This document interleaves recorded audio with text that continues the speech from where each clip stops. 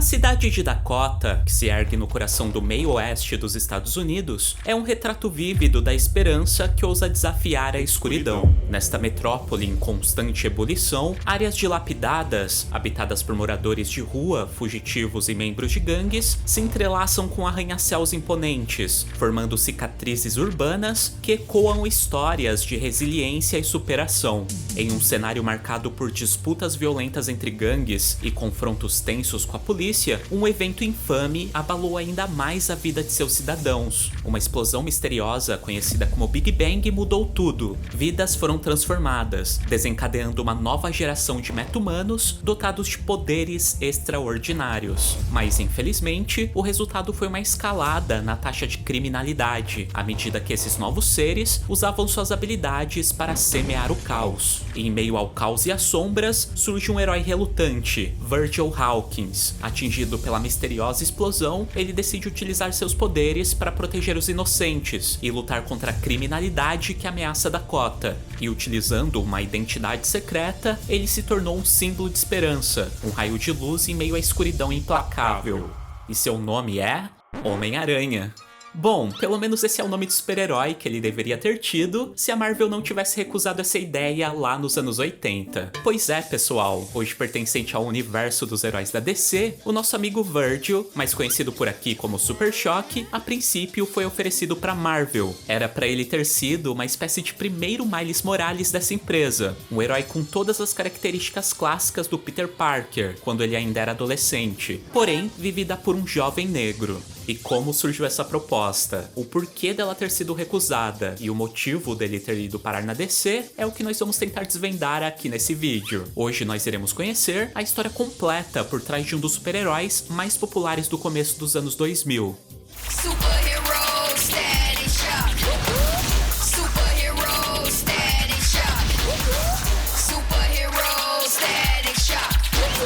Exibido interruptamente pelo Bom Dia e Companhia por anos, e sempre rendendo muita audiência, essa série também foi um sucesso por todos os lugares que passou, inclusive no seu próprio país de origem, onde as suas exibições sempre se posicionavam no ranking dos desenhos mais assistidos.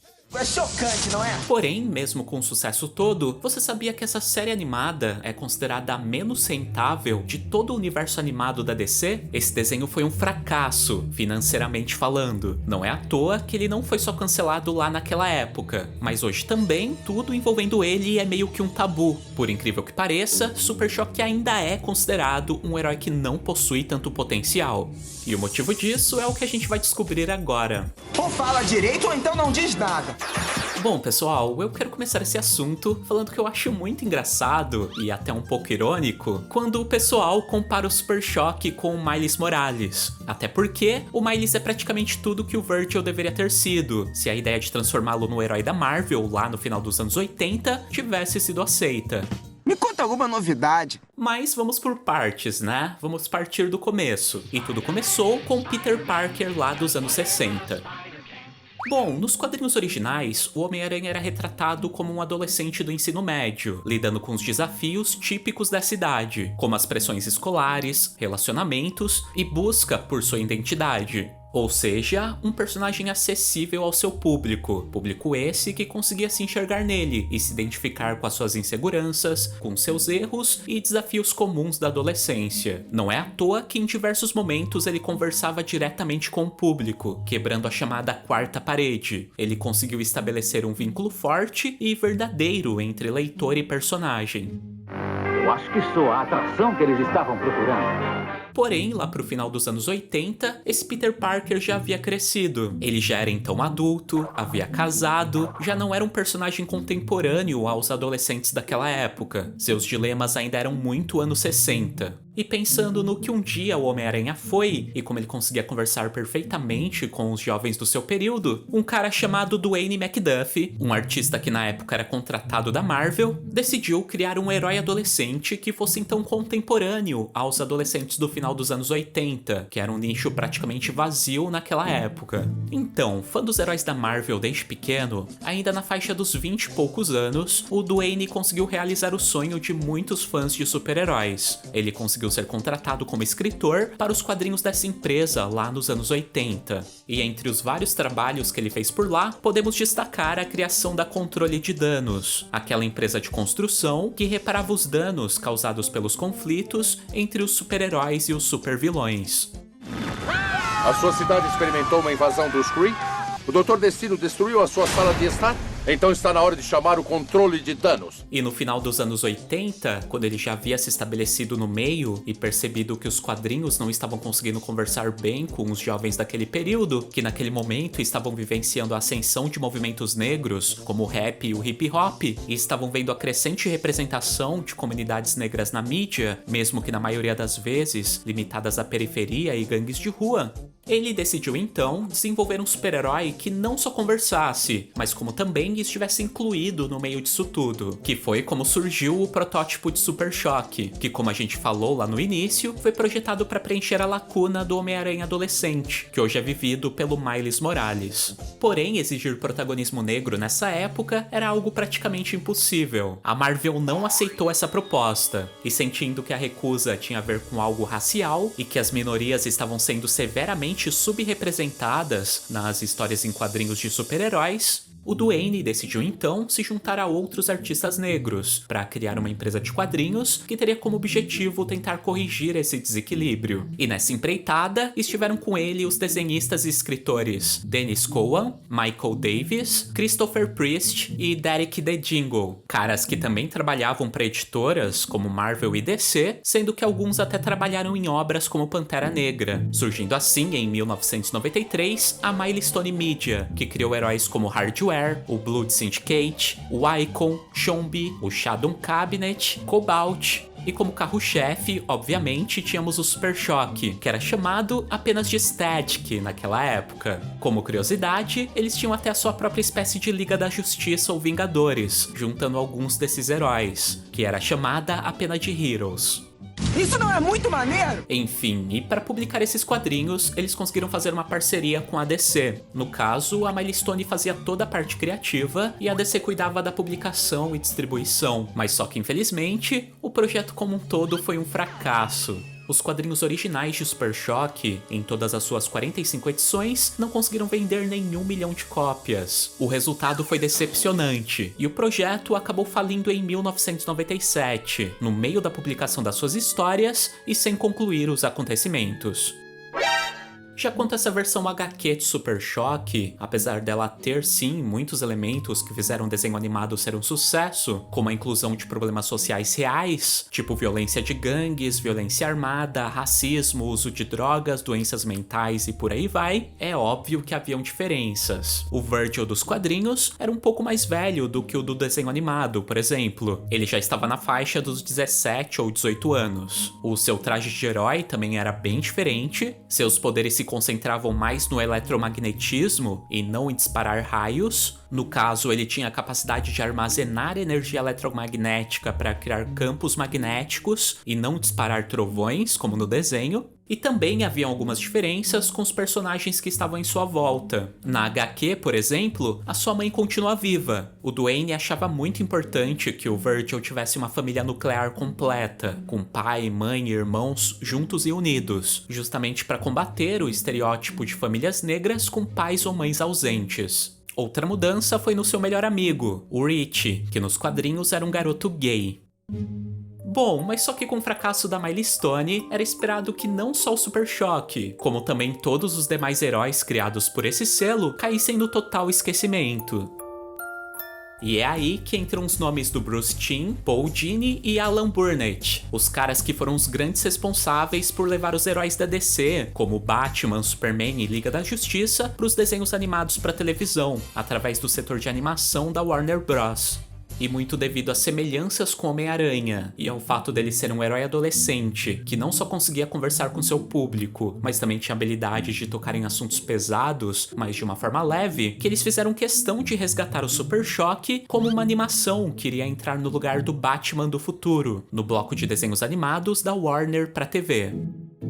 Eles obviamente foram atrás do seu criador, eles trouxeram Duane para colaborar e participar do desenvolvimento da série, porém é claro que eles fizeram algumas alterações para deixá-lo do jeito que eles queriam. Meu nome é Super Choque.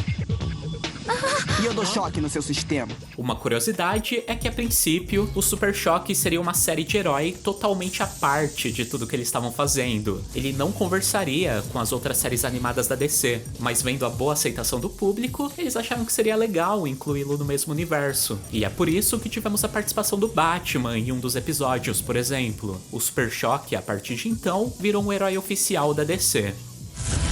Batman? Será que rola da gente se reunir de novo? Vamos ver.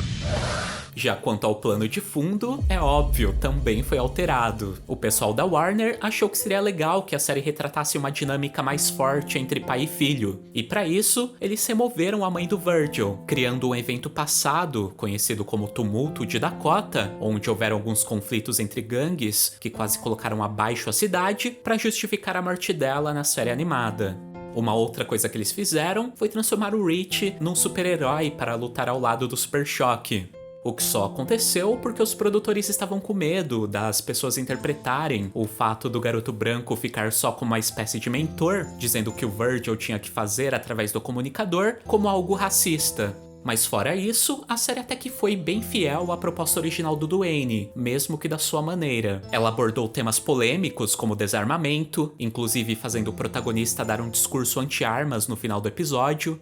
Você pode fazer uma coisa pra evitar isso. Se alguém tentar te mostrar uma arma, não espere. Saia fora. Falou obviamente sobre o racismo. Agora eu sei por que o Rich age como um vadio, Meg. Esse garoto é uma má influência. Todos da raça dele são. O problema de falta de moradia e doenças mentais, e até mesmo nos deu uma aula sobre a dislexia. É legal notar que todos esses temas foram abordados em episódios próprios, os tidos episódios com morais, que aliás foram premiados com o Prêmio Humanitas, pela contribuição com os direitos humanos. Já quanto à recepção do público, então, foi como eu disse anteriormente. O desenho era uma das maiores audiências do bloco Warner Bros. Kids da TV aberta, e quando foi pra Cartoon Network, era o segundo desenho mais assistido. Mas mesmo com o sucesso todo, ele teve um cancelamento meio que abrupto. Ele poderia render muito mais visto a boa aceitação. Eu bobiei. Virgil. E o motivo é que, estranhamente, quase não haviam produtos de Super Choque nas lojas. De mídia, só houve mesmo uma história em quadrinhos de 4 capítulos, baseada no desenho, o lançamento de DVDs com os episódios e um jogo para Game Boy Advance. E a explicação para essa falta de mercadorias, ao meu ver, tem 2 motivos. O primeiro é relacionado a todo o debate social que se iniciou nos Estados Unidos após o massacre de Columbine, que foi um tema que se arrastou por anos por lá, onde os conservadores tentavam relacionar os atentados à violência nos desenhos animados, que aliás foi o que acabou dizimando praticamente todos os desenhos de ação nos Estados Unidos. Projeto Zeta, por exemplo, foi um dos que mais sofreram devido ao fato dos personagens usarem armas de fogo. Então, talvez as empresas não quisessem relacionar suas marcas às séries de ação para crianças, né? Já o outro motivo é o racismo. Acho que não tem como fugir disso. Enfim, de qualquer forma, após o cancelamento do desenho, o Super Choque continuou ainda fazendo aparições no universo da DC. Ele ganhou uma nova história em quadrinhos, lá nos Novos 52, que infelizmente não deu certo e não durou por muito tempo, e até chegou a fazer parte dos Jovens Titãs, mesmo que tenha sido só por um tempinho, em algumas revistas dos Jovens Titãs e dos Titãs do Terror, lá em 2000 e pouco. Já hoje, podemos acompanhar as suas aventuras na Milestone Returns, uma HQ não canônica do universo DC, que está fazendo uma releitura dos principais heróis da Milestone lá dos anos 90, onde todos os personagens têm uma relação com o tal Big Bang lá de Dakota. Quanto a desenhos animados, também houveram algumas aparições, como uma versão adulta sua, que apareceu no episódio da Liga da Justiça Sem Limites, numa linha do futuro alternativa criada pelo Cronos, onde ele fez parte de um grupo com o Batman do futuro e o Gavião Guerreiro. Agora, somos tudo que sobrou da Liga. E, posteriormente, uma versão alternativa sua foi incluída em alguns episódios da Justiça Jovem, de 2010, onde a sua história de fundo acabou sendo bastante alterada. Gosto dos meus poderes. Já sua última aparição em animações aconteceu de relance, no filme Liga da Justiça Guerra de 2014. Mas agora voltando ao desenho animado, a sua maior contribuição definitivamente foi a inclusão do Dwayne McDuffie na Warner Bros. Animation, que após Super Choque se tornou uma figura central nas produções que vieram na sequência, como Liga da Justiça, Ben 10 Força Alienígena, a versão clássica dos Jovens Titãs e o Que Há de Novo Scooby-Doo. Porém, infelizmente, ele acabou falecendo em 2011, devido a complicações de uma cirurgia cardíaca. Mas o seu Super Choque continua aí, como legado, e se depender da gente, ainda por muito tempo. Até mais, gente!